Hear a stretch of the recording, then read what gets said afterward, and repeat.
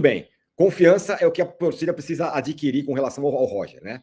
Ganha, sempre que ganha, ganhou, mas o time era fraco, ganhou, mas jogou mal, ganhou, mas não sei o quê, ganhou, mas não sei o que lá. Sempre tem um porém nas vitórias do Roger. O último jogo foi um empate lá, apertadíssimo, contra o Milionários, mas que rendeu ao São Paulo a liderança do grupo na Sul-Americana. Vem de uma vitória contra o Mirassol, que muita gente reclamou. 1-0 gol do Luciano. Eu achei que o jogo foi duro mesmo, e ganhar é mais importante. Agora tem aí esse jogo contra o Bahia. Bahia descansadíssimo, né? Não tem mais nada a fazer além do Campeonato Brasileiro. Tá aí descansando a semana inteira. São Paulo foi para a Colômbia, embora não tenha jogado com os titulares, e vai aí enfrentar o Bahia do Rogério. Roger contra Rogério. Minha primeira pergunta que eu faço: você acha que vai ter manifestação pró-Rogério? Acho, só porque o técnico é o Roger, porque essa manifestação pró-Rogério ela não existe há muito tempo, né? É verdade. Não existe um contra-Rogério, mas não existe. Rogério, Basta ver o último jogo que o São Paulo jogou contra o Bahia, um brasileiro do ano passado no Morumbi. Foi 2-0 para o São Paulo, Crespo contra Rogério. E a torcida do São Paulo celebrou o Crespo, não fez grande manifestação em relação ao Rogério. Que é uma relação, claro, de uma admiração absoluta, mas que, em termos de, acho que idolatria, teve um marco a partir do momento que ele assume o Flamengo, é campeão pelo Flamengo, faz muitos elogios à torcida do Flamengo. A partir daquele momento, a gente lembra, a gente estava aqui no canal, teve uma certa, caiu a ficha, o Rogério é adversário agora. Sim, ele não é ele é técnico de futebol, não é o Rogério. Ele é técnico de futebol e está sendo adversário, né? Muitas vezes, né?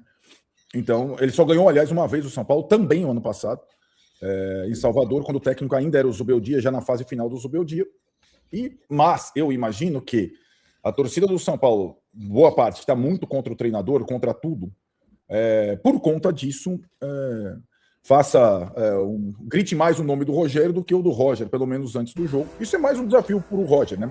Ele, além de tudo, ele vai enfrentar um técnico emblemático e não vai estar no estádio dele como casa, né? Vai estar num campo neutro. Então, de novo, né? No jogo contra o Mirassol, o Guanais do Mirassol não era o Rogério Ceni, para ter o seu nome gritado, né? Eu acho que ele vai ter que experimentar essa nova experiência, né, digamos assim. Vamos ver como é que vai ser. Eu imagino que tenha essa situação, não por parte da torcida organizada, porque eu acho que a torcida organizada na última partida já cantou o nome do Roger, e tem entendido que o Roger, até prove o contrário, até que resultados o eliminem, ele é o técnico do São Paulo atualmente, né? Sim. Bom, o Roger já se manifestou, né, publicamente com essas questões, tal. Ele fala que entende, né, porque não é exatamente contra ele, mas contra tudo mais, tal. Mas como você acha que ele se sente, ou como você acha que ele deve estar se sentindo cada vez que ele entra em campo, com a faca no pescoço? Eu acho que um pouco assim, mas ele, de certa forma, eu acho que ele já se acostumou a isso também, né? Por isso que eu falo, a novidade que pode ter aí é justamente a torcida pró-técnico adversário. Contra ele, eu acho que ele já se acostumou, sinceramente.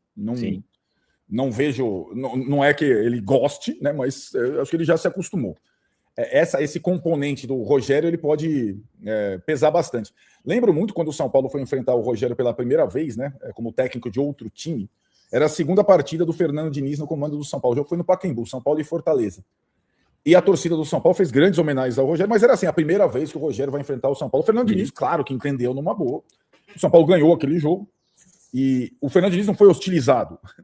É diferente, assim, homenagear um cara como o Rogério Ceni e hostilizar o técnico atual do São Paulo. Tem uma diferença grande aí na balança, né? O jogo vai ser osso, né? Vai ser difícil, como eu falou, o Bahia vem fazendo um bom campeonato. O Bahia é o sexto colocado, mas tem um jogo a menos, 21 pontos, São Paulo com 23. A vitória do São Paulo ainda afasta um pouco o Bahia, né? Porque aí o São Paulo já fica na frente por pontos perdidos, inclusive, né? Do Bahia. Se ele vencer, ele deixa o Bahia lá para trás, mesmo com esse jogo a menos que o Bahia tem. O São Paulo tá ali na disputa daquilo que eu tô chamando a taça terceiro lugar. O Fluminense tá em primeiro, que é o terceiro colocado, porque quem vai ser campeão vai ser Palmeiras ou Flamengo mesmo. Então, ali no bolo dos três, acho que é aí que o São Paulo tem que estar. Fui no mercado hoje, falei com o vendedor de frango, que é um São Paulinão, ele falou, tem que estar sempre no bolo, o importante é estar no bolo ali. Eu falei, eu também acho que o importante é estar nesse lugar aí. Bom, mas assim, né? Para mim, a propósito do bolo, terceiro ou quinto é a mesma coisa. Né? Sim, sem dúvida. Então, eu acho que por isso, em caso de empate, não é uma tragédia. A tragédia seria perder o confronto direto. Perfeito. Né? E aí você despenca. O São Paulo tem que ser pragmático, dependendo das condições do jogo. Tem que tentar ganhar, evidentemente, é mandante do jogo.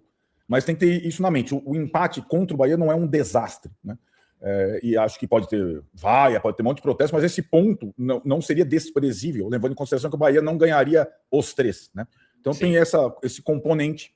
Lembrando que, depois do Bahia, tem o Higgins, que é o time mais forte da chave da Sul-Americana no Chile, Corinthians em Itaquera, Juventude volta da Copa do Brasil em Caxias, ou seja, 3 visitas dificílimas, e a quarta visita para completar depois do Juventude, Fluminense do Zubeldia no Maracanã. Essa é a série que o Roger e o São Paulo entraram, é uma série sem estádio para jogar, né? Se passar desse tsunami para qualquer time ou técnico, seria muito difícil essa sequência.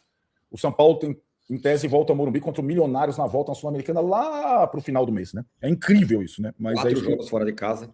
Sendo que já vem de Brinco de Ouro e Bogotá, né? É uma maratona itinerante, né? Exatamente, uma loucura. Bom, uma notícia boa, vai. O Lucas vai voltar, pelo menos no banco. Deve jogar uns 15 minutos, é isso. Recuperado da contusão ali de ter quebrado a costela, né? Isso. Ótima notícia mesmo. Na verdade, muita gente imaginava que ele só voltaria depois da Copa. Eu acho que ele é um cara que se cuida absurdo e a fratura consolidou rapidamente. Ele suportou bem a primeira semana de treinos com contato.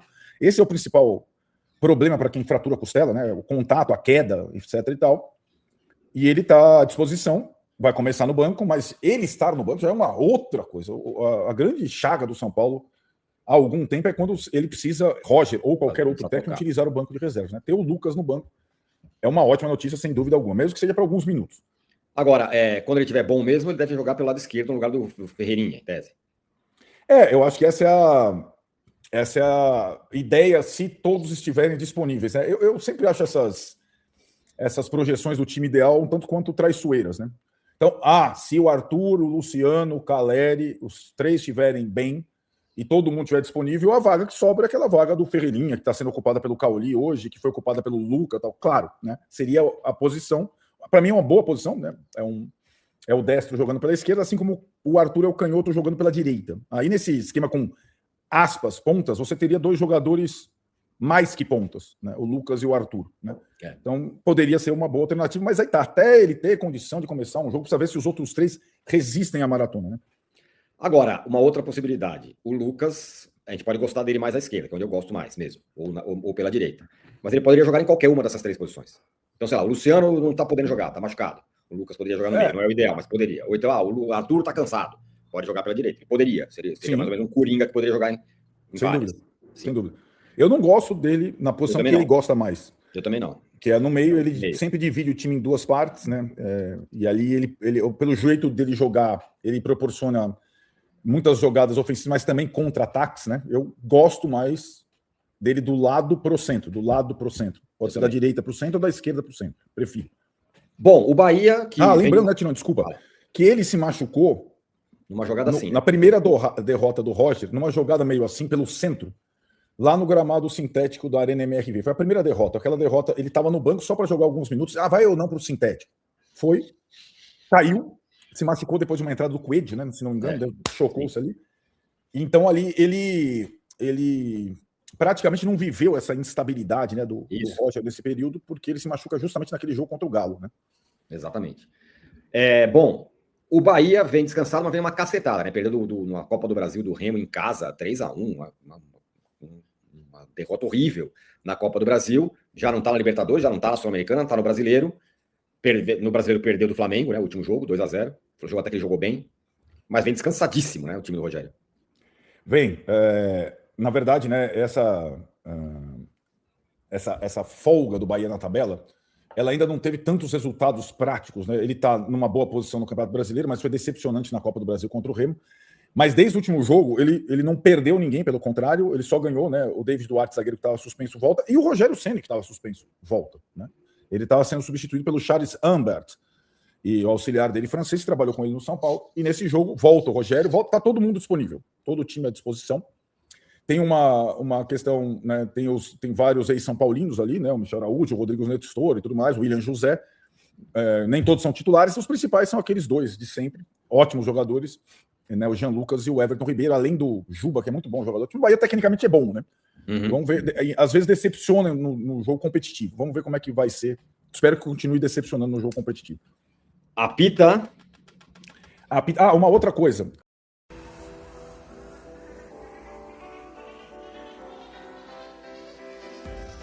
O Juninho do Internacional é um alvo? Ele foi oferecido? Se eu não estiver enganado, vocês podem me corrigir, caso vocês saibam aí dos créditos, foi o blog do São Paulo que falou primeiro. Eu vi depois o Lucas Colar, do setorista do Internacional, também falando sobre isso, que o Juninho teria sido oferecido, pedido do Roger Machado, algo nesse sentido. Eu vi algo nesse sentido. E aí eu fui checar essa informação, não só, e aí foi legal essa apuração, porque eu consegui as 3 frentes. Eu consegui o lado do Internacional, eu consegui o lado do jogador e o lado do São Paulo. Primeiro, o lado do Internacional é de que o jogador ele é negociável, tá? O Juninho ele não vem jogando lá no Internacional, ele chegou ainda no comando do Roger Machado lá, acabou perdendo espaço. Com o Roger ele até jogava, só que ele acabou perdendo espaço. Aí teve um menino, o Vitor Gabriel, que chegou nessa temporada, e aí ele chegou depois de um destaque lá no Sport. Então o Juninho acabou perdendo espaço, e por conta disso ele é um zagueiro de 31 anos, tá?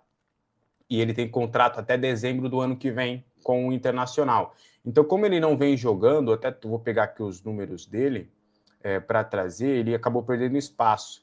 Ele é um jogador de pé esquerdo, zagueiro canhoto, pode também em alguns momentos fazer a lateral esquerda, mas ele não vem tendo oportunidades lá com o Paulo Pesolano.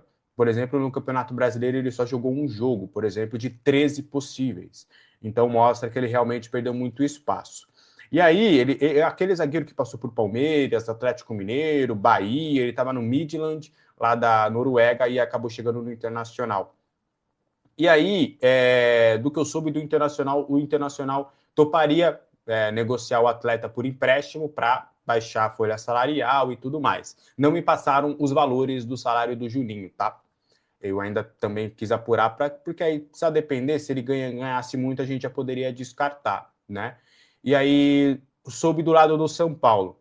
Eu soube do lado do São Paulo que, em um primeiro momento, foi um jogador que não me confirmaram que foi oferecido, tá? Mas me falaram ali que a gente ouviu isso, sim, é um nome aí, a gente vai analisar a posição, vai analisar toda essa situação, então não me descartaram que realmente foi oferecido, mas do que me passaram de informação até com uma outra fonte, não seria um nome prioritário, tá? Não seria um nome em um primeiro momento que o São Paulo enxergaria como viável, a não ser que fossem condições muito fortes, ali de um empréstimo, por exemplo, até dezembro, aí você pegaria um jogador só por 6 meses e tal. O São Paulo não quer que esse novo zagueiro que o São Paulo busque no mercado seja um zagueiro com um contrato longo, por exemplo. Então, do que me passaram do São Paulo, não houve ali um otimismo ou algo mais forte referente a essa situação do Juninho. O que me passaram, por exemplo, é que o Roger Machado não pediu a contratação do Juninho, tá? Do que me passaram foi o seguinte, o staff do Juninho, que confirma que tem sondagens de clubes brasileiros e que não descarta uma saída do Internacional no meio do ano, porque ele não tem conseguido espaço e tudo. A ideia dele era ficar no Internacional para ter mais espaço, mas isso não tem acontecido. Só que aí, do que eu soube, não foi o Roger que pediu. O Roger ainda não pediu nenhum reforço, a não ser o Arthur, tá? O Roger, o Rui Costa, o departamento de futebol, tem deixado o Roger confortável para ele trabalhar o grupo, para ele trabalhar o campo e bola. O Rui Costa e o Rafinha que já estão ali conversando sobre possibilidades. E aí que o staff do Juninho, sabendo que, poxa, ele chegou no Internacional quando estava o Roger Machado lá, o Roger deu espaço para ele. Então vamos tentar lá no São Paulo? Vai que ele consegue espaço lá no São Paulo, vai que o Roger top. Então ele foi oferecido nessas condições, tá? Seria... O staff acredita que o Juninho pode ser emprestado por 6 meses, com opção de compra e tudo, em que poderia rolar negócio. Mas, pelo lado do São Paulo, eu não vi um grande otimismo assim para a contratação desse zagueiro, tá? São Paulo definiu que vai buscar um zagueiro no mercado para a vaga do Arboleda. Esse zagueiro, o São Paulo pretende prioritariamente, não é uma regra, mas é uma prioridade, que ele seja um zagueiro canhoto, tá? Para substituir em algumas ocasiões o Sabino. E tem alguns motivos para isso acontecer. O primeiro motivo seria porque não há ainda uma confiança tão plena do Dória. O Dória acabou atuando contra o Milionários, mas num sistema com 3 zagueiros, onde ele ficou mais protegido. Só que há uma confiança hoje em Tolói, Alan Franco e Sabino que ainda o Dória não chegou nesse patamar. Então a ideia do São Paulo seria contratar mais um zagueiro para conseguir revezar ali com o Sabino por aquele setor. Vai ser um nome observado, não é um nome com tanta urgência, tá? Do que me passaram. Até a urgência do São Paulo seria buscar pelo menos mais um ponta no mercado. Mas o zagueiro, o São Paulo tem observado esses nomes e há um entendimento de que para o time do Roger Machado, para ter ali uma variação de peças, um zagueiro, o São Paulo acha que pode ser vantajoso, que o São Paulo pode realmente buscar um zagueiro no mercado dentro de uma realidade financeira. O Maciel está muito de olho nessa situação financeira, por mais que o Rui Costa tenha liberdade para fazer negócios, o Maciel entende que precisa ser respeitada também a situação financeira, que não dá para também sair contratando qualquer um. Então não seria um nome também tão badalado. A ideia seria pegar uma oportunidade de mercado, algum jogador no futebol brasileiro que não esteja jogando, algum jogador lá fora que surja como uma possibilidade dentro de uma realidade financeira. O São Paulo não pretende gastar muito com esse zagueiro. Quando eu falo gastar, não é comprando, porque o São Paulo não vai adquirir direitos de nenhum jogador em compra. Gastar, eu digo, no salário mesmo. Seria alguém mais ou menos para ganhar numa faixa ali moderada em termos de salário. Não seriam os menores salários do elenco, mas também não seriam dos maiores. E aí eu até questionei durante essa apuração e falei, poxa, e o Isaac e o Osório?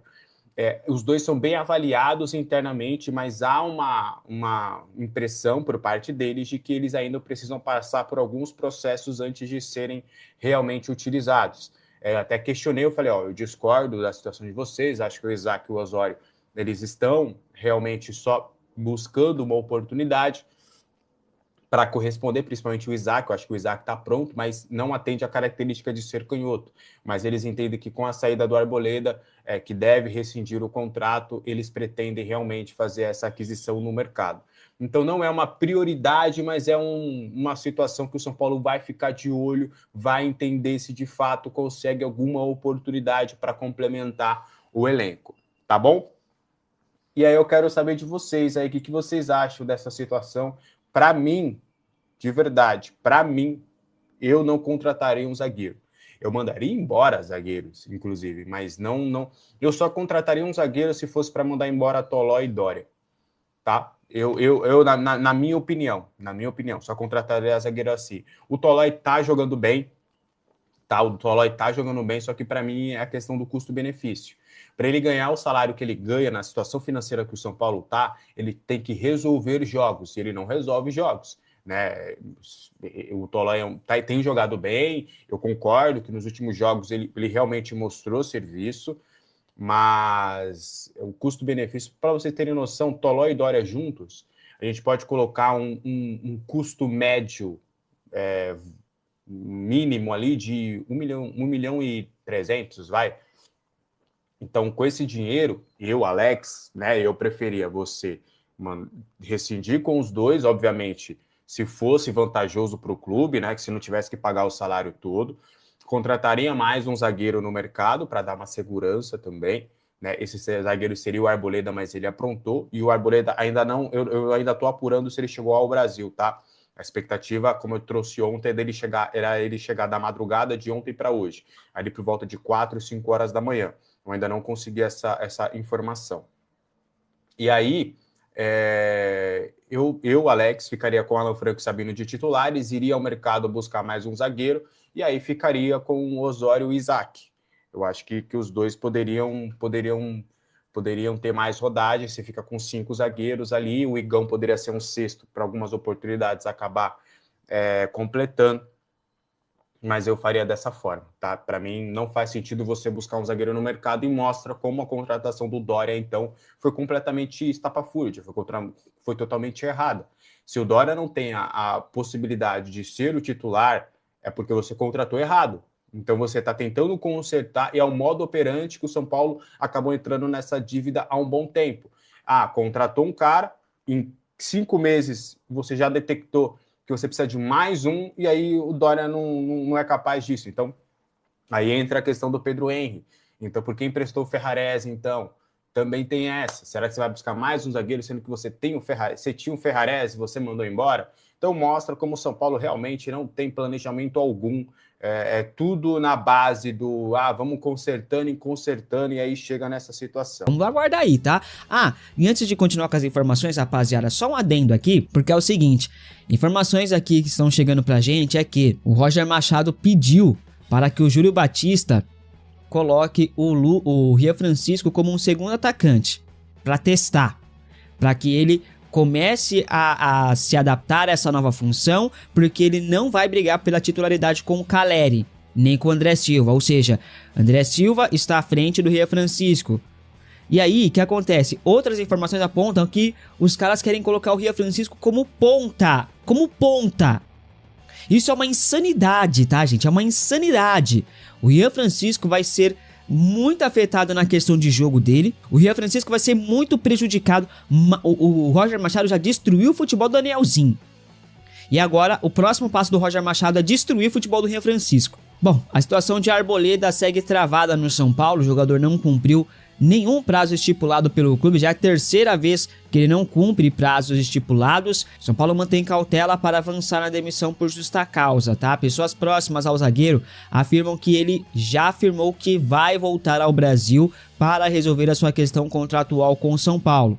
Informação que chega é que a Arboleda vai voltar ao Brasil na semana que vem, tá? A data ainda não foi definida, mas afirmam que sim, nos próximos dias, na próxima semana, o Arboleda vai voltar. Dia 3, no caso amanhã, completa aí 30 dias da ausência de Arboleda desde que ele sumiu. Ele sumiu no dia 4, né? Como o mês passado não tinha dia 31, então completa 30 dias agora. É isso mesmo, né? Tô errado não, né? Enfim, isso pode caracterizar abandono de trabalho. Aí com isso, São Paulo consegue demitir o Arboleda por justa causa. Será que o Arboleda chegará hoje, em cima da hora, ou até mesmo amanhã, para fugir da justa causa?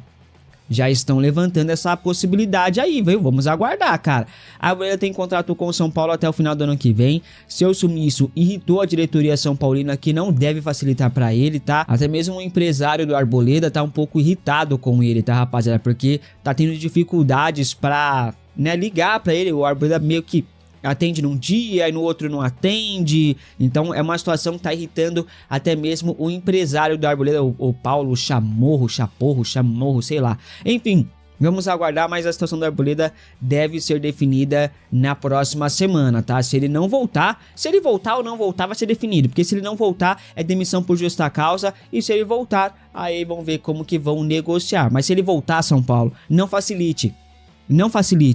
É ele que sumiu, foi ele quem abandonou. Se ele não quer ficar, então ele que abra mão de tudo que tem para receber. O São Paulo não pode facilitar a vida do Arboleda, já facilitou muito durante esses quase 10 anos de clube dele. Chega, já acabou. Impressionante. E essa semana Eduardo Ottoni pediu demissão e não é mais diretor de marketing do São Paulo, como a gente adiantou aqui há alguns dias atrás, né? Como já havíamos informado, o São Paulo negocia há 10 dias com um novo profissional. Até então, o nome não havia sido revelado nas mídias, contudo, ontem vazou um nome e parece animar bastante. O São Paulo estaria negociando a contratação de Rafael Soares. Atualmente ele é diretor de marketing da SAF do Grupo City, do Bahia, rapaziada. Não há nenhuma confirmação do clube do Morumbi em relação a essa negociação com Rafael Soares, mas está viralizando bastante e seria o nome ali para substituir o Eduardo Ottoni. Informações apontam que o São Paulo está avançado com Rafael Soares, que trabalhou também no Santos, no Sport, né? Uma definição, no entanto, tende a acontecer apenas na semana que vem, tá? A oferta do São Paulo para o Rafael é de autonomia total para ele trabalhar, tá, rapaziada? Além disso, ele é quem indicará os nomes ali da nova equipe de marketing do São Paulo. Essa autonomia teria agradado o Rafael, que está bem animado em vir para o São Paulo. A chegada de Rafael Soares é considerada internamente como um grande upgrade No Bahia, o Rafael aumentou em 55% as receitas, além de aumentar a base de sócios torcedores. Já no Santos, ele contribuiu para uma receita de 112 milhões de reais, um crescimento aí de 270% em relação ao ano anterior à chegada dele no Peixe. Rafael Soares negocia com o São Paulo e deve fechar contrato, tá? Semana que vem devemos ter novidades neste caso. Emprestado pelo Bahia ao São Paulo, Cauli está liberado para jogar contra o time de Rogério Ceni amanhã. O contrato de empréstimo não prevê multa para Cauli atuar contra o Bahia, né? Com isso, o meia está liberado para atuar normalmente. Cauli vem sendo utilizado na ponta esquerda, né, pelo Roger Machado, tem ganhado uma boa sequência, mas é pouco efetivo em campo. O meia está emprestado ao clube do Morumbi até dezembro desse ano. A opção de compra está fixada em 2 milhões de euros, 12 milhões e 300 mil reais na cotação atual. Se ele atingir 25 partidas, a cláusula ela é acionada automaticamente, se torna ali uma obrigação de compra. Vale ressaltar que são 25 jogos com 45 minutos em campo, tá? O Cauli está um pouco longe de bater essa meta, tá? Mas até o final do ano é bem possível que ele atinja assim, viu? Pra você, o Cauli tem que ser titular amanhã ou é melhor já colocar o Ferreirinha, que tá recuperado de lesão, jogou contra o Milionários e pode ser uma alternativa melhor na ponta esquerda? Comente aqui abaixo que eu quero saber a sua opinião. Bom, o São Paulo tem interesse na contratação de Everton Cebolinha e dizem que tem interesse no Gustavo Scarpa também. A informação foi trazida inicialmente pelo jornalista João Pedro Cunha.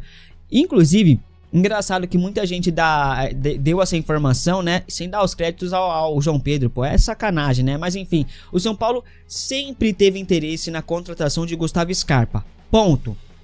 Vou repetir, o São Paulo sempre teve interesse na contratação de Gustavo Scarpa, ponto. Isso não é uma grande novidade, eu já falei várias vezes aqui no canal sobre isso. Mas o Atlético Mineiro deve fazer uma reformulação no atual elenco. O nome de Gustavo Scarpa é um dos que podem deixar o Galo no meio do ano. Bom, apesar de ele estar na lista de saídas, o Galo não vai facilitar assim, principalmente para clubes brasileiros.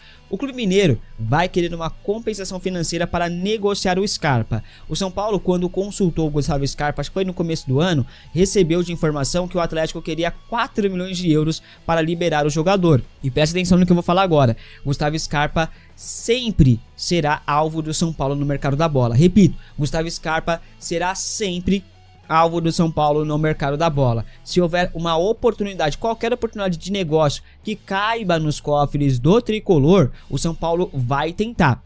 Não significa que vai conseguir, o São Paulo vai tentar, tá? Neste momento, ao que parece, não é o caso. Será bem difícil de São Paulo tentar alguma coisa. Apesar disso, o nome de Gustavo Scarpa seguirá no radar do tricolor. Estando no radar, rapaziada, não significa que o São Paulo está negociando, que fez proposta, que tem negociação em andamento. Não, está no radar. Porque se surgir qualquer oportunidade de mercado, o São Paulo vai tentar. Ok? Tem que ficar claro isso, porque sempre vem aqui uns otários no comentário falar assim: ah, tudo que você fala não acontece. Ah lá, toda hora você já falou 350 nomes que ia vir pro São Paulo e ninguém veio. Como ninguém veio? Eu falei do Tolói, o Tolói voltou. Eu falei do Dória, o Dória voltou. Eu falei do Lucas, o Lucas voltou. Eu falei do Caleri, o Caleri veio. Eu falei do Luciano, o Luciano veio. Eu falei do Lucas, o Lucas voltou. Como que não? Só que o São Paulo mapeia vários nomes no mercado. Vários nomes. E a nossa